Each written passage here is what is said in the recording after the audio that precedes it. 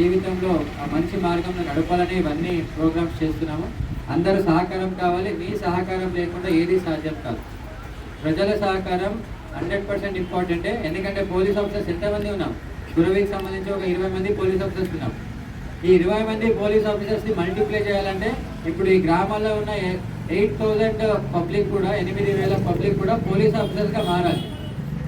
అప్పుడే మాకు ఒక స్ట్రెంత్ వస్తుంది. మీలో ప్రతి ఒక్కళ్ళు కూడా ఒక పోలీస్ ఆఫీసర్స్ ఉంటారు. ఎవరైనా తప్పు చేస్తున్నారు, ఇలాంటి గంజాయి దాంట్లో ఎవరైనా అలవాటు అయ్యి ఉన్నారంటే ఇన్ఫర్మేషన్ ఇవ్వండి. ఎవరైనా బైక్లో వెళ్తున్న వాడు హెల్మెట్ ధరించకపోవట్లేదంటే వాళ్ళకి చెప్పాలి, హెల్మెట్ ఇంత ఇంపార్టెంట్ ఉంది, మీరు హెల్మెట్ ధరించండి అని. చిన్న ఫ్యాక్ట్ చెప్తున్నాను అంతే.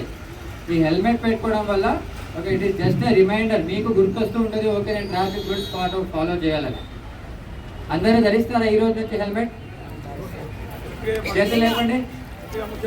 2 వీలర్స్ లో ఉన్న వాళ్ళు అంటే ఓన్లీ బండి నడిపే వాళ్ళు కాదు, వెనక కూర్చున్న వాళ్ళు కూడా, అలాగే పిల్లల్ని తీసుకెళ్తుంటే పిల్లలకి కూడా ఇంపార్టెంట్.